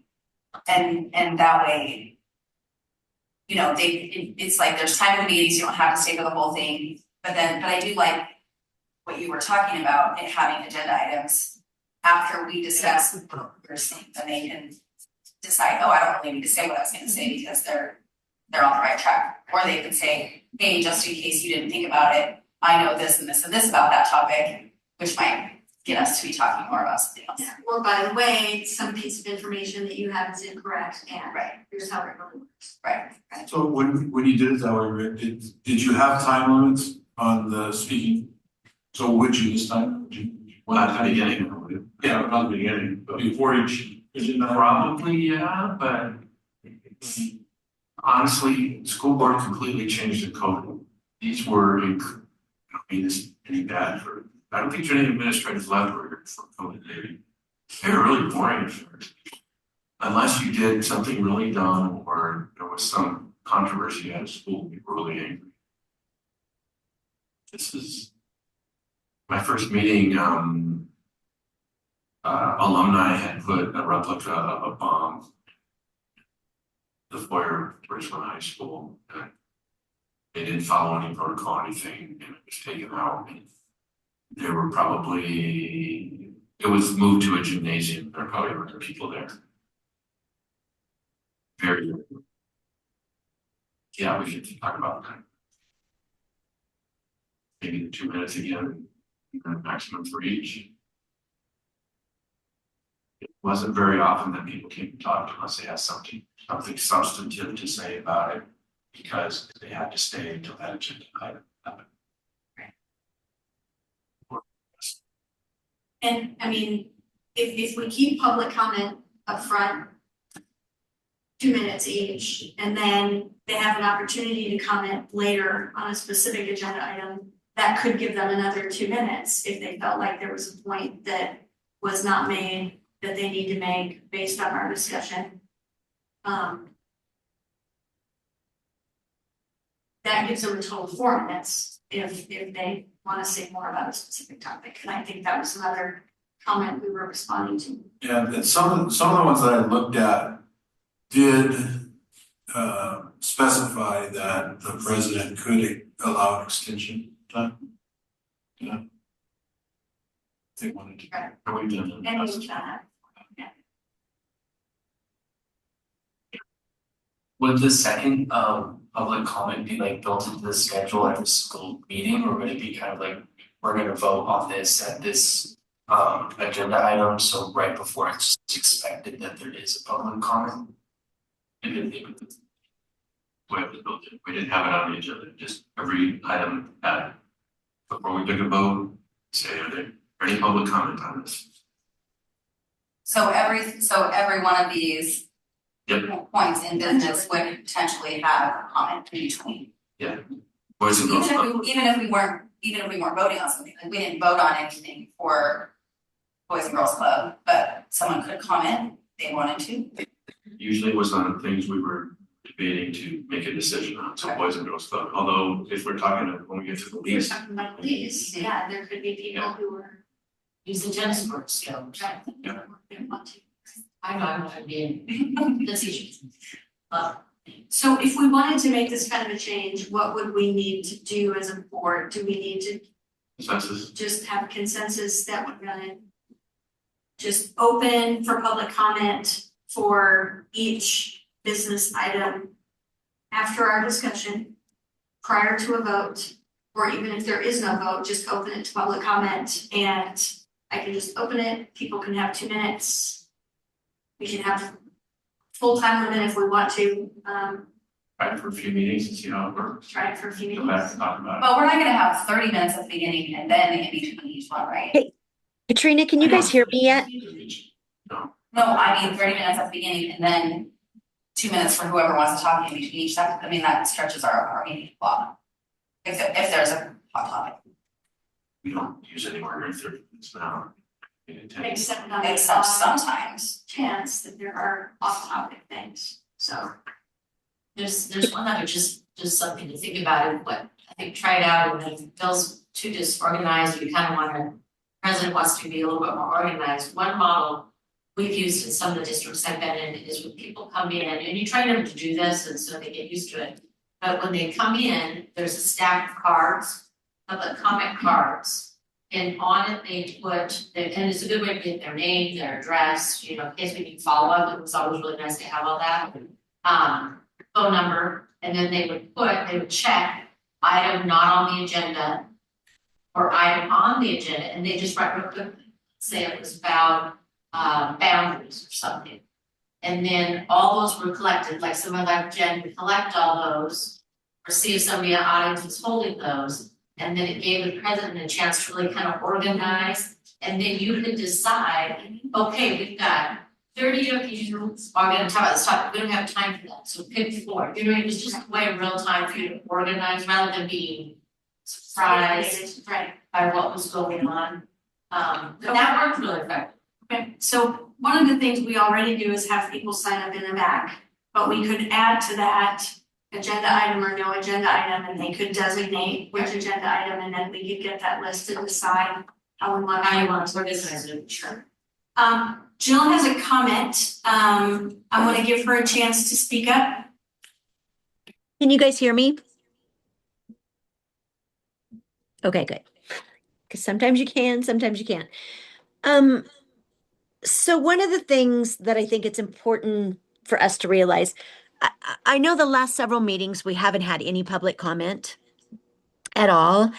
And I think it's really important that if we do have public comment, it's usually a hot topic that we're having a conversation about, and that we give the community an opportunity to have that conversation.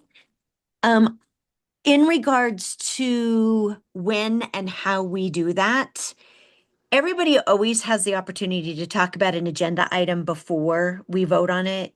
And I don't think we've had a lot, other than when we were in COVID, where there was that issue.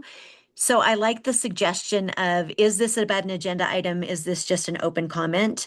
The other thing is, we do have the ability in our open public meeting to have conversation that gets brought up that is not on the agenda, as long as we don't vote. And that we agree as a group to do that. So that's one of the things that it's my understanding in talking with other school board members across the state, we do have the opportunity to do that. We just can't do a formal vote on that first meeting.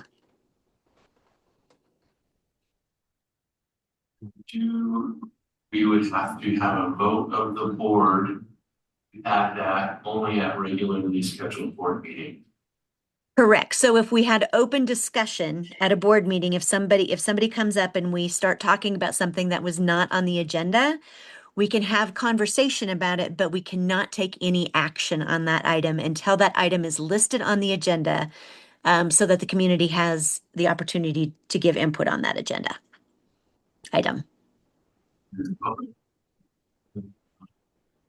Folks who regulate that consider discussion part of the decision process. Well, I don't think we ever take a vote on anything that's not on the agenda. So it would come back as old business. And sorry, you guys, it's really hard for me to hear you. I hear about every third word you guys say. So if I don't respond quite appropriately, that's why.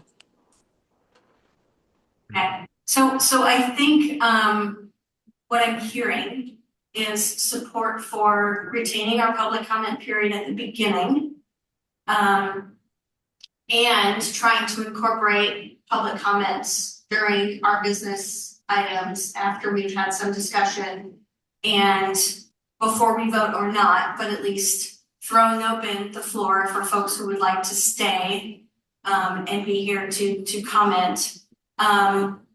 I think I'm also hearing that when we have the signups at the beginning, we would like to start asking whether it's pertinent to an agenda item or not, so that we can parse some of our signups and speakers to make sure that we get priority for those that are commenting on agenda items, and making sure we have time for the folks who would comment on an agenda item to be able to speak. And then as a board, we can limit the total amount of time that we want to have for this. I mean, I think we've tried to keep 30 minutes so that our board meetings don't get completely out of control. especially if there is a particularly controversial topic that folks would speak for hours and hours and hours about if they were allowed to. So I think we could shoot for as a board, trying to maintain that sort of 30-minute limit overall, where if the open public comment time at the beginning runs really long, we can try to restrict that where we know we have comments coming for agenda topics later. So I think we could try to give this a go for a few meetings and see how it works, and then tweak it as necessary with a consensus of us. Yeah, I'm okay with that. I can meet at night. Would people be able to spontaneously give a public comment right before an agenda item, or would they decide at the beginning of the card system? So they would need to sign up at the beginning. If they know they're gonna speak about an agenda item, they could spontaneously speak up about an agenda item after our discussion when we open it for public comment. So we can open it for public comment the way that we do at hearing, open it for public comment, kind of provide a minute for folks to stand up and do it spontaneously, and then they wouldn't necessarily have to sign up, speak during an agenda item. Okay, but they also could. But they could at the beginning if they want. Okay. Yeah. Very good question. You should also start. Next, we can try next meeting. We can look at the agenda and see what we've got and try to fit it in. And how would the time restriction work for the second public comment? So for the second public comment, I would probably also try to keep to 2 minutes per comment. And then maybe we would limit it to 10 minutes total, something like that, so that we don't have another 30 minutes at the end. Yeah. Yeah. Disagreeable? We'll give it a try. What do you think, Jill? Yes, I think it's a great idea. Awesome. Have like a clear outline on the comments on the merge. I will try to write something up for myself so that I can keep it straight in my head how we're gonna do this, and then bring that up at the next meeting. It would be on her camera card, so can get a copy of the card, Okay, so that we don't have to reinvent the wheel and the. okay, so So I'm looking at I'm just looking ahead at the next agenda. And we have public comments after the presentation on the bond presentation, public comment after the annual ICAP review, public comment after the healthy use survey results, public comment after Chromebook discussion. As part of each one. yes, As part of So if I were looking at that we can agenda, pick a less beefy agenda to start with. I think people have a lot to say about all that stuff. We're here to hear what they have to say, and that's. They can always email us too, though. I mean. Did we really sign up to stay here all night as long as people wanna talk? no, Most times it's not. and we can limit it. I think we can limit it to be reasonable. I do wanna hear what people say, I want people to have to say about this, but I also think that it's really thoughtful of people to take time to think about what they wanna say and let us know ahead of time in an email rather than just, I mean, if they wanna come and stay until the end, I'm happy to listen to what they have to say, that's totally fine. If they want, but, and I guess that would work, it's just there's a lot in one meeting to start out with, that's all I'm saying, it's just a lot at once, that's all. I think we'll give it a go and we'll see if it gets out of control and we need to sort of restrict it. I think based on typical attendance, Yeah. folks are not gonna stay Sure. all the way through. And also we can, compensate our if it works and people really wanna come and talk about stuff, then we can plan our agenda better to manage the time better. And we could restrict public comments at the beginning if we know we're gonna have Yeah, more right, public comments during. right, if there's been a lot, because a lot of people wanna come and talk about Chromebooks, we know that. So maybe we don't have as much time at the beginning because we wanna hear what they have to say about Chromebooks when we're talking about Chromebooks. Right, that's why you really, and it takes time to get the down, but that's why you really encourage that, as part of the opening of the meeting. If you are going to, make sure you found a card and, so that Katrina can organize the. Yeah, and also encourage the speakers that not to necessarily repeat something. that Sure, Mark right, said. right. Point to say, I agree with what so-and-so said, and if you want. Yeah, that would be really important, because I think a lot of people who wanna come and talk about Chromebooks have similar things to say. So for the 24th, if I were doing this agenda back when we were doing this, I would move the Chromebook up to the first item of business. And then during the public comment at the beginning, I would say something like, this is the time we have for public comment. If you have input on specific agenda items, we give time for each agenda item for input. Please wait for that agenda item. If there's something else related to the district you want to talk about, now's the time. But we give time for input on each agenda item. It kind of made them wait. Every once in a while, someone had to leave, but the idea was you stay, you listen, and then you give input. Well, and I think too, because when we would listen, when the Chromebook discussion happens, they would be making their comments after we talk about what, right? So if we're talking about something that they were already gonna say, but we said it, then maybe it's not as important. Right. Well, then the presentation too, staff presentations happened already, and so they did that in there as well. Right. Yeah, I think it's a lot more, I think it makes for a lot better discussion too.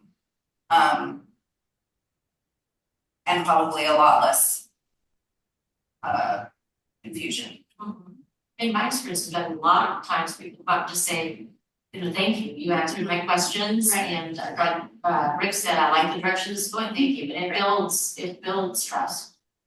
Would they have, so after, just giving the Chromebook, so when they come and talk about Chromebooks, the presenters, if someone has a particular question that they didn't know they had, can they ask that question during the public comment period? Like, let's say Jen is talking about something Chromebooks, and then it brings up a question to their mind. When we start having a comment, they can set and say, I have a question about what Jen said earlier, and they would ask that question. Well, as part of the public comment.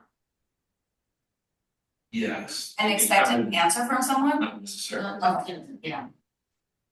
And then you, as the board president or board member, say, that's a good question, or we already know the answer to that. A little more quickly than that. But if it's a good question, they brought something that we hadn't thought of, then we would ask the question. Right, so then we ask Jen, okay. It's not a place for public. Right, it starts interacting with staff. Right. Do I just raise the hand? You want to talk? I would have them get in line. Yeah. I think that these meetings could be a lot more productive, but also kind of confusing at the beginning and a little chaotic. But we can get used to it, right? Like we get used to it. But I think that they would be definitely more interesting. Not that you guys aren't interesting, but. Do you think you could have like that when we make it written on our agenda, so then like they can see it too, as well as us? Yeah, so we'll figure out what we can put on the agenda to make it clear, kind of how we're handling this. And once the cadence gets established, people can get asked to it. Okay. What if there was like a limit on the amount of public comments per agenda item, or just like the amount total for the second half of the I meeting? think time, we should convince her about the time, and she will. I mean, I think we could still keep individual comments to 2 minutes. Yeah. Depending on how much total time we see sort of running, we could limit individual business items to 10 minutes instead of 30. Like a total minute count instead of an amount of. Right. Right, we could just kind of see how it goes. Okay. So we will give this a go. We'll try to figure out how we can amend the agenda to be clear how we're gonna handle it, and I'll write some notes down for myself too, to try to kind of manage the logistics. Actually, I will not be in person for the meeting on the 24th, so that may fall to Jill. But we'll write up some notes and kind of figure out how we want to manage that. We'll just have an experiment. We'll write an experiment. And maybe we'll figure out whether there's too much on the next agenda to maybe run this experiment and or just maybe figure out if all of this needs to be on there for the next one. So okay, I want to move us on to board discussion and old business. Is there anything else tonight that folks would like to bring up for discussion? No, that logistics thing was all I had. Okay, And maybe as a part of the Chromebook discussion, sort of next time and kind of follow-ups, we'll get some clarity on the Google and YouTube stuff. Yeah, and communication to students, yeah, especially at the high school.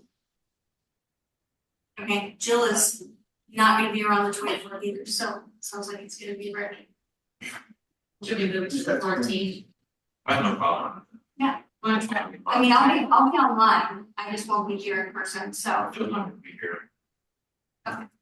Try it out. We'll try it out, we'll work on the agenda, to make sure. All right, I'm going to move us to consent agenda. Is there anything that anyone would like to remove from consent? I would like to remove the I would like minutes. Remove 4.2, the approval of minutes. Yes, me too. Second that.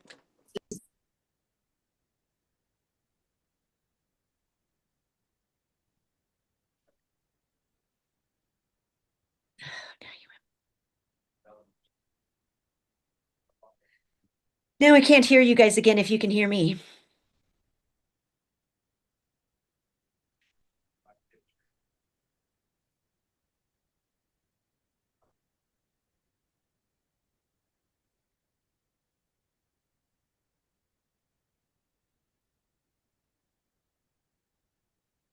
Yes. Yes. Yes. Yes, Yes. great. And for the approval of minutes 4.2, Second, okay, and we'll vote? Yes. Yes. Yes. Yes. Abstain? sorry. Yes. I abstain from that one too, but I do a yes on the other one. Any other future agenda items or topics? Thinking about the next 2 meetings, yes. Travis? I'd like to make a clarification about the bond presentation. That will be a discussion about bond refunding with Corey Flager. So it's not a new bond, it's not that kind of conversation, it is bond refunding presentation. Refinancing? Essentially, yes. Yeah, It's a bond refund, but yes, it is refinancing mortgage essentially. okay. So let's change the name of that on the agenda so that it's clear it's bond refinancing. Yes. And people don't think Stick with refunding, because that is what it is. okay. Then I just don't want people thinking that we're proposing a No, I agree. because we're not. Yeah, I'm good. I'll make it for an exciting public comment. Yeah. Yeah, I think I'd also like to change the wording on the Chromebook discussion on the agenda. I don't think it's more of a technology use, not say limited to Chromebooks. Technology usage. Okay. So like talking about like stuff like YouTube and Google, will that be inside of the superintendent? It'll probably be there and in technology usage. Brian? We will not have health youth survey results by the next meeting, so we can. They can take that off, okay, Correct, yeah. great, that will save us a little bit.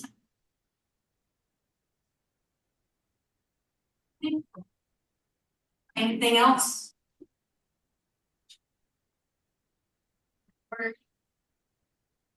Adjourned, thank you.